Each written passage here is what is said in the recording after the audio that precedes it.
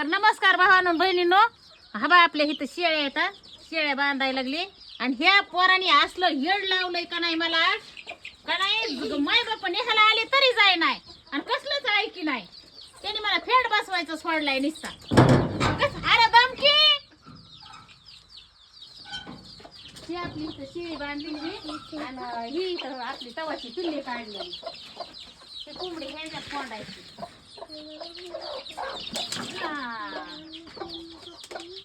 आणि आता म्हणाली जसं ते कोंबडीच्या पोटाखाली बसते भावांनो बहिणींनो तुम्हाला सांगते. आणि हे माणसाची पिल्ले दोन रंगाचे दोन.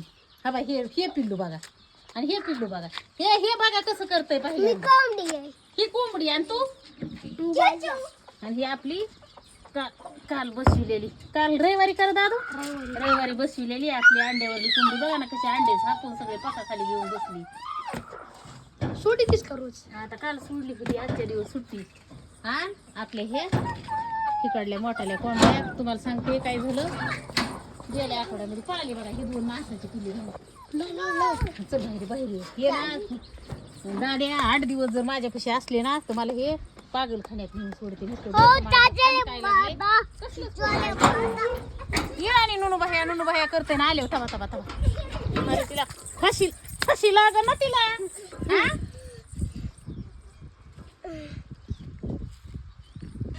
आड मोठ्याचा बाजार आहेस का रे? कळत नाही येडं रताळू कुठालं. आणि हे आपल्या कोंबड्याला ना खायला नव्हतं. त्यांची ना 2 आणि 4 सुद्धा अंडी निघाना काही. खायला होतं पण ज्वारी होती, त्यांना तांदूळ होते. आणि ह्या 40-45 अंडे निघत होते ह्यांचे. ती ह्या ना 1-1 आणि 2-2 अंडी निघायला लागली. तर इतका फरक आहे.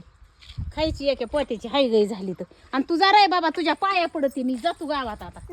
जा जा जा. तुझे पाय कुठे आहेत? पाय पडू का पाया? पाया पडून दे मला तुझ्या पाया. अरे बाबा कसलंच हे ऐकत नाही बघा. कसलं आंबा नाही ना, आंबा नाही, टमाटर इथे. चल ना बाबा इकडं.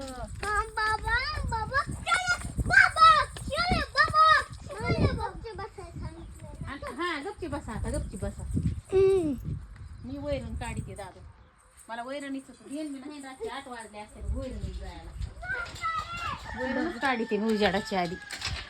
अचानक घेऊन आले. रोज वहाडे असते तर आज वहाडे संपली तर 40 होते माझी. मी वहाडे काढते. पुन्हा दरवाजे उघडून मधली आले बघ गेटला आले बघ. अरे गप किशू वैरण मी वैरण काढून आणते तर तुम्ही बाजाव 2 जण बसा. नुनूला हाण नको. हा